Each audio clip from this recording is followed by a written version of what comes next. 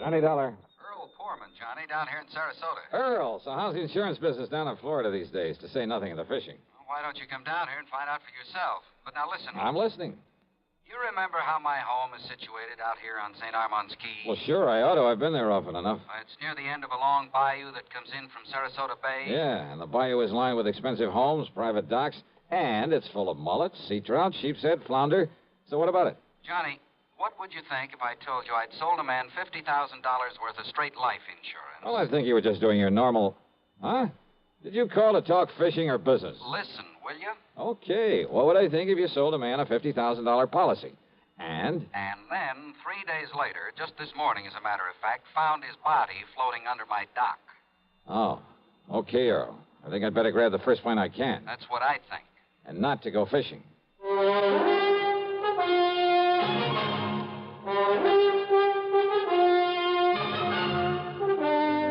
CBS Radio brings you Bob Bailey in the exciting adventures of the man with the action-packed expense account, America's fabulous freelance insurance investigator. Yours truly, Johnny Dollar.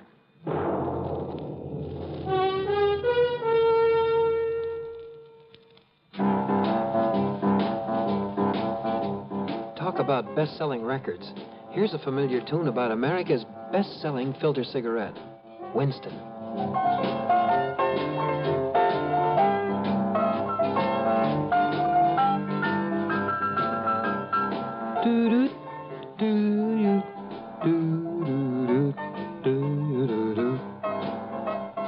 Winston gives you real flavor, full, rich tobacco flavor. And you know, that's because only Winston has filter blend up front. Choice, flavorful tobaccos, specially selected and specially processed for filter smoking. No wonder Winston tastes good, like a cigarette should. Smoke Winston. And now, Act One of yours truly, Johnny Dollar.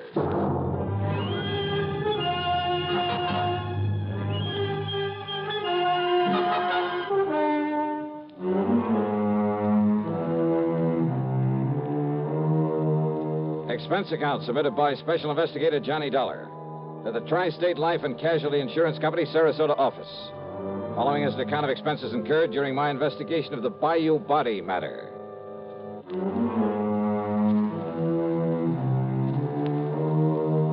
Expense account, item 1, $73.50, plane fare and incidentals, Hartford to Tampa, Florida. There I'd figured on getting a ferry plane to Sarasota, but instead Earl Poorman met me at the international airport with his car.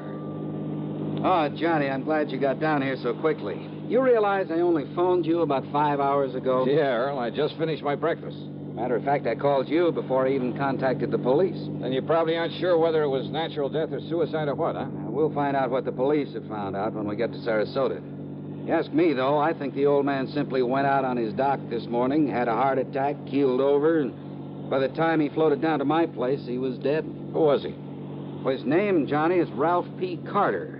He lived in the fourth home up the bayou from mine. That new place that was just being built the last time I was down here? That's the one. He was a man of 64. Used to live in New York, where he had a business of some kind.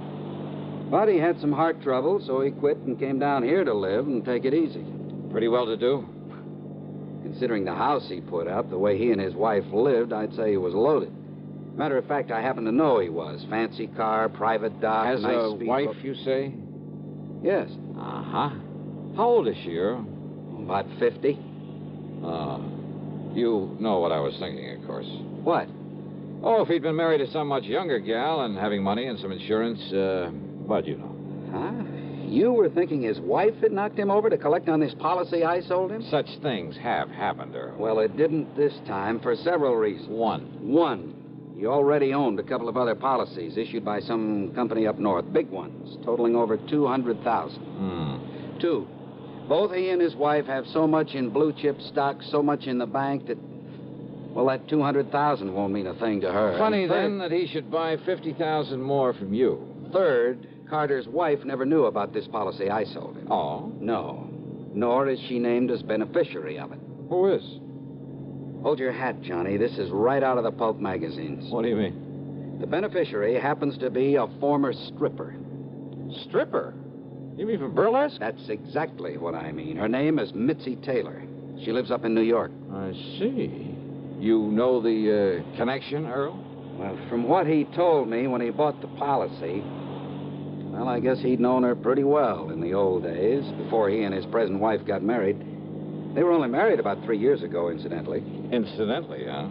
Well, what's that mean? Earl, I got a kind of funny idea cooking in the back of my head. About his wife, I mean. About his wife? Yeah, let's get on down to Sarasota and find out what the police have learned.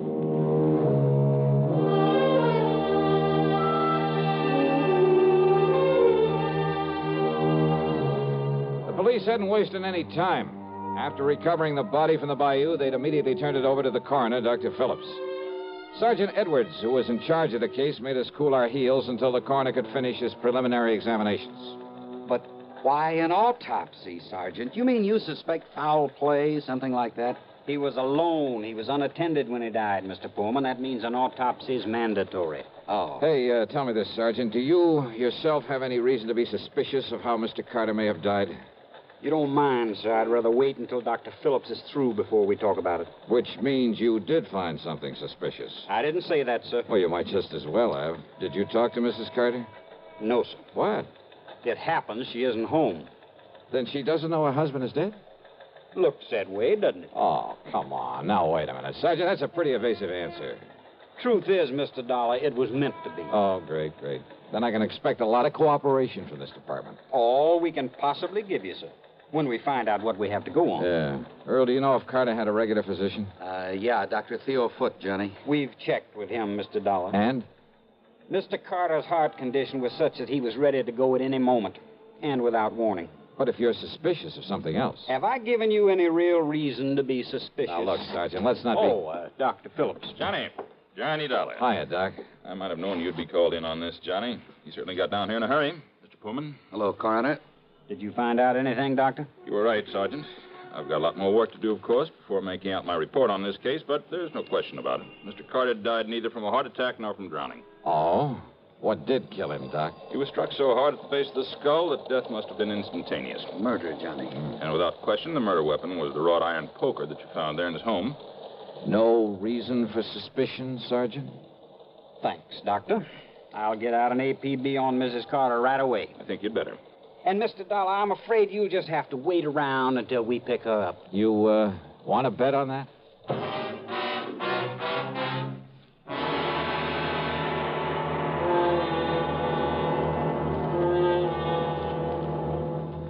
Act two of yours truly, Johnny Dollar, in a moment. Bonjour, I am Jacques Leroy, expert on the stereophonic phonograph. I will now clear up this whole subject. S'il vous plaît, listen to ordinary stereo. A girl crossing the street. Eh bien, now on Columbia Stereo 1. Ah, that was a pretty girl crossing the street. Quelle différence! The fantastic Columbia Stereo 1 phonograph gives you all the realism and excitement of a live performance. Oh, in a moment, mademoiselle. Oh la la. Oh, pardon. You see, only Columbia has exclusive stereo projection. Not just a few separated speakers, I know, but multiple speakers that send interlocking circles of sound through every inch of a room. See the Columbia phonograph, man, tout de suite. Columbia Stereo 1 portable start at $39.95. Consoles from $129.95. Attendez, ma chérie! Wait for me! And now, Act two of yours truly, Johnny Dollar and the Bayou Body Matter.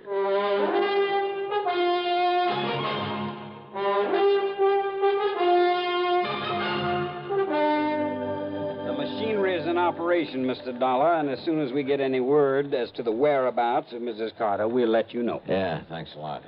Earl, just how much did you know about Carter and his wife? Well, you know how it is, Johnny. There was some talk about their not getting along too well, but... I've thoroughly investigated, Mr. Dollar. They fought like cats and dogs. Well, now, I wouldn't go so far as to say that. At times, that is. At times.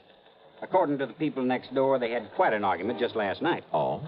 At one time, according to these people, she hollered at him, "I could kill you, Ralph. I could kill you." Yeah, well, that's not proof that she did. No? Then why would she say it? Haven't you ever told somebody you'd like to kill him? Well, saying I'd like to, or saying I could or would are two different things.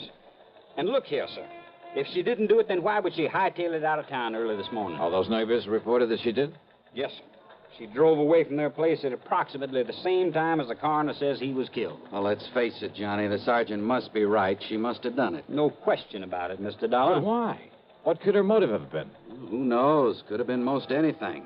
Now that we know there was friction between them. And what about his money?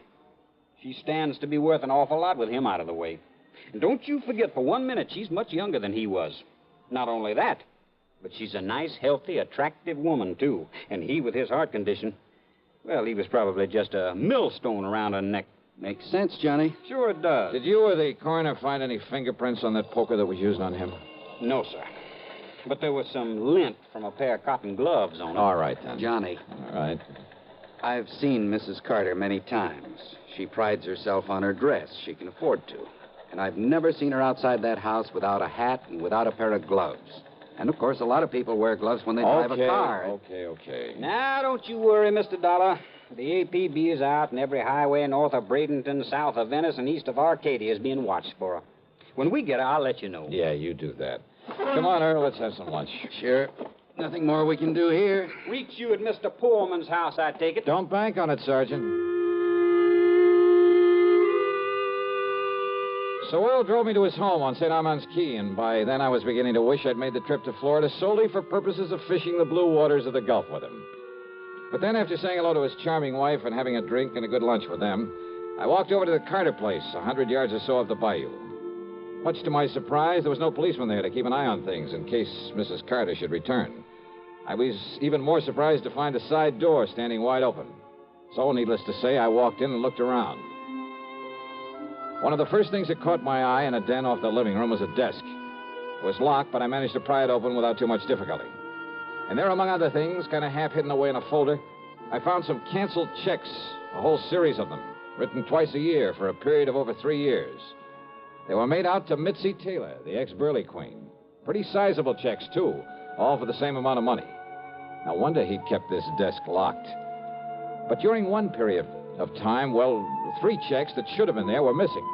It gave me an idea. Out in the living room was another desk, a tambour, obviously Mrs. Carter's. Hidden away in the bottom of one of the drawers of that desk were the 3 missing checks. Huh?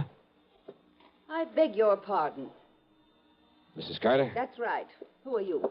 Johnny Dollar, special investigator for one of your husband's insurance companies. Special investigator? Yeah, here. My credentials. I see. And has my husband sent for you? Your husband? Of course. Where is he?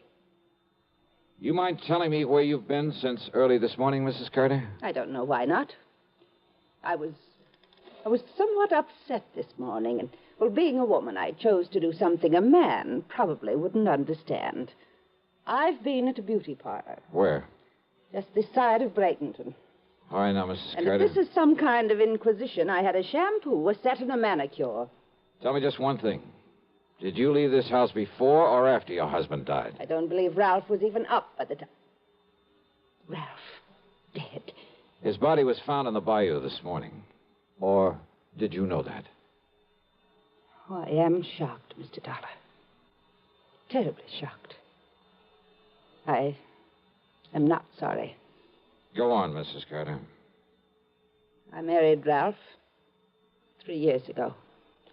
It was my second marriage. My first husband, though very wealthy, was a... I don't know why I'm telling you this. Go on, please. I thought that Ralph, because he was older than I would...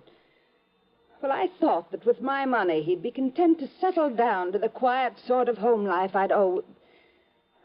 Don't you see, it was only for my money that he married me.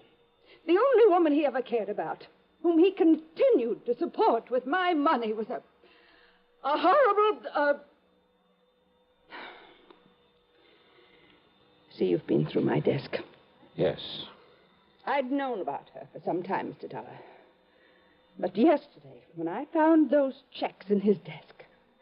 Would you call them motive for murder, Mrs. Carter? I told him I would divorce him. I told him last night. I'm afraid it was quite a scene, but Good heavens. All right, now listen carefully. I want you to answer my questions carefully, regardless of how absurd you may think they are. Well, all right. You always wear gloves, don't you? What? Well, of course. This kind of gloves, like you're wearing now? Only this kind. I have them made for me in France and sent to me on special order. Even when you're working in the garden, say? Of course. I save the old ones for that kind of thing. Any other kind of cotton or wool or domestic leather I'm allergic to. But, Mr. Dollar, I don't understand why... Such a little thing, and yet... What? And yet murder cases have been solved on a whole lot less. Murder? Did you say murder? So you found her for us, Dollar. Oh, Sergeant Edwards. So maybe you private dicks do have some value after all. All right, Mrs. Carter. Yes, Sergeant. I'm arresting you on suspicion of murdering your husband. You what? Now, just a minute, May as young well man. go along with him, Mrs. Carter. But, Mr. Dollar, But I'm glad you threw that word suspicion in there, Sergeant. What's that? Yeah, it may save you from being sued for a lot of money. Huh? Yeah. For false arrest. Act 3 of yours truly, Johnny Dollar, in a moment. Welcome, recording star Mel Torme. It's terrible trying to sing with a bad cold. So I always take 4-way cold tablets to relieve cold miseries fast. Good idea. Tests of all the leading cold tablets proved 4-way fastest acting. 4-way starts in minutes to relieve muscular pains, headache, reduce fever, calm upset stomach, also overcomes irregularity. When you catch cold, try my way. Take 4-way cold tablets. The fast way to relieve cold distress and feel better quickly. 4-way, only 29 cents. Now, here's a word about another fine product of Grove Laboratories. Had dandruff for years? Now get rid of it in 3 minutes with Fitch Dandruff Remover Shampoo. 3 minutes with Fitch regularly is guaranteed to keep unsightly dandruff away forever. Apply Fitch before wetting hair, rub in 1 minute. Add water, lather 1 minute. Then rinse 1 minute. Every trace of dandruff goes down the drain. 3 minutes with Fitch, embarrassing dandruff's gone. Fitch can also leave hair up to 35% brighter. Get Fitch Dandruff Remover Shampoo today. And now, Act 3 of yours truly, Johnny Dollar. After getting the address of Missy Taylor from him, I persuaded Earl Palmer to drive in a hurry to the airport up at Tampa. Item 2, $67.95, plane fare to New York. It was very late by the time I arrived there, but item 3, $6 for a taxi to the neighborhood of Mitzi's apartment. Item 4, 10 cents for a phone call. And then I crossed my fingers. This was hardly the scientific approach to the solution of a murder case. I wouldn't get to first base if I had to identify myself over the phone. But she gave me a break. Hello? Mitzi? Yeah, that's right. This is... Louis? Yeah, Louis. What's the matter with you? Why are you talking like that? Gotta keep my voice down. Listen, didn't I tell you not to call me from down there in Florida? Come right back here. Louis, are you back here in New York already? Took a plane. Did you take care of Ralph Carter?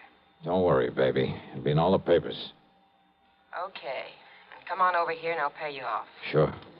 But then you're to clear out. You're to get out of this town as far away from me as you can. Sure. Okay. Come on over. Yeah, a real break. Now it was up to me to take the fullest possible advantage of it. Item 5, another dime for another phone call, this time to Lieutenant Randy Singer at the 18th Precinct. No question about it, Johnny. Old man Carter must have known that sooner or later his wife would catch on to all the money he's been giving his dame. Right. And maybe he was getting tired of sending out those checks. Right. So to get off the hook and still provide for Mitzi, he named her as beneficiary to a $50,000 insurance policy. Sure, his wife would know about it after he died, but she wouldn't be able to do anything about it.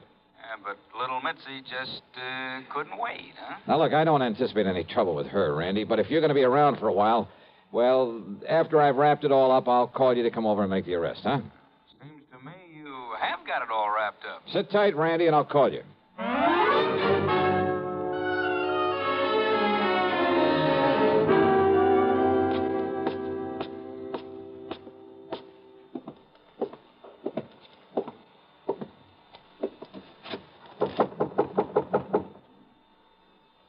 Yeah, who is it? Louis.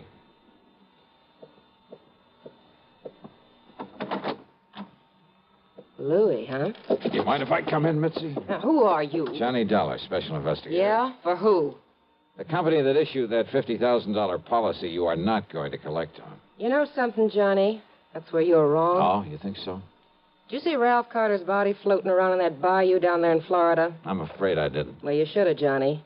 Because then you'd know what you're going to look like floating down the dirty East River. Sorry, Mitzi, but, hey, wait a minute. How did you know Carter's body was thrown into the bayou? You took too long getting over here, Johnny, after that phony phone call. Come on in, Louie. Take care of him. What? One move for a gun and I blow your head off, mister. Go ahead, Mitzi. Take his gun away. Okay, got it. Now keep it on him while I take him apart so we can feed the fish out in that river. No, wait a minute. Huh? We'd like to close the door to the corridor so that... What? That's right, Mitzi. Don't bother. Cops! The cops! Drop it, Louie!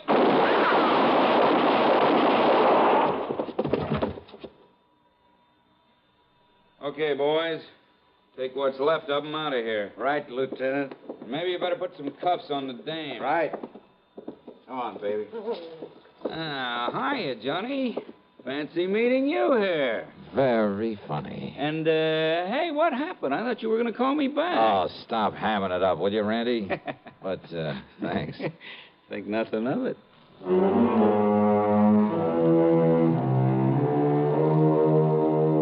Louis managed to survive, and I understand that the way he shut up his mouth in the hospital, well, I understand he pretty much cinched the case against both himself and Mitzi. So, expense account total, including a big midnight supper for Randy and myself and a train back to Hartford, $168.65. Yours truly, Johnny Dollar.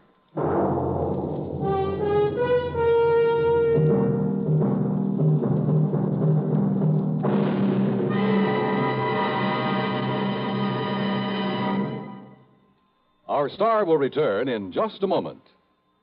This is the cold season. What do medical authorities say about the common cold?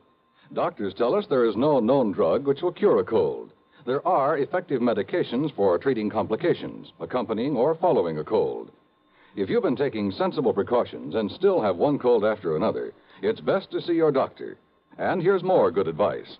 When you have a cold and need a laxative, that's the time to rely on gentle X-Lax. Pleasant-tasting, chocolated X-Lax helps you toward your normal regularity gently overnight. X-Lax gets along with any cold remedies you may be taking, and X-Lax works where nature wants, in the lower tract, not the stomach. Taken at bedtime, X-Lax won't disturb sleep, gives you the closest thing to natural action the next morning. You're well on your way toward your normal regularity, without upset or discomfort. So when you have a cold and need a laxative, take X-Lax, the laxative you can use with complete confidence. X-Lax helps you toward your normal regularity gently overnight. X-Lax. Now, here's our star to tell you about next week's story. Well, next week I take another trip to Florida, and I still don't get a chance to go fishing. Instead, a lesson in how not to commit a murder. Join us, won't you? Yours truly, Johnny Dollar.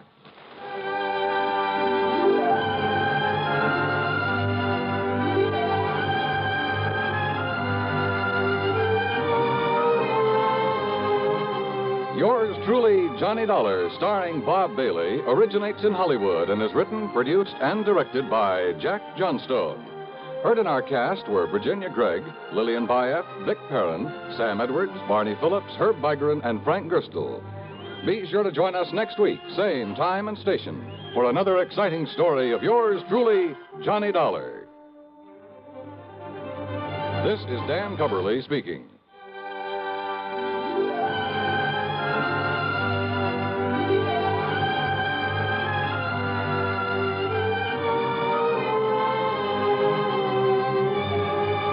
This is the CBS Radio Network.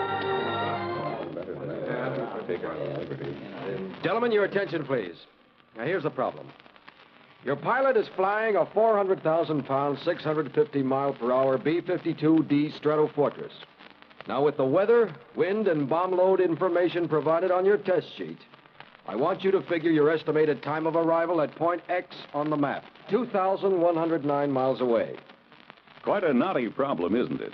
But not for the fledgling navigators in U.S. Air Force aviation cadet training. You see, these men have a firm background in astronavigation, electronics, engineering, and allied fields. They are eminently prepared to cope with the most intricate navigational situations.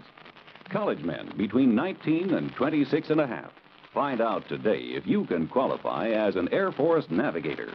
If so, you're in for a prestige position with a brilliant future. See your local Air Force recruiter today for complete details.